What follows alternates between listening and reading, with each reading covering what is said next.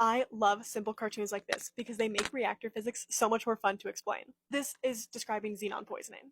Xenon poisoning is essentially when we get a buildup of xenon 135 in the reactor, and it messes with the neutron economy, making the reactor harder to start up unless enough of this has decayed off. Where does the xenon come from? Well, xenon is a fission product, meaning when a uranium atom splits in the process known as fission, it's going to release a bunch of free neutrons and then some other things. Xenon is one of them. But xenon is a neutron poison. Being a neutron poison just means that you absorb a lot of neutrons. So if we have a typical reactor like this with all these neutrons around, and then we have a buildup of xenon, our neutron economy is going to look more like this.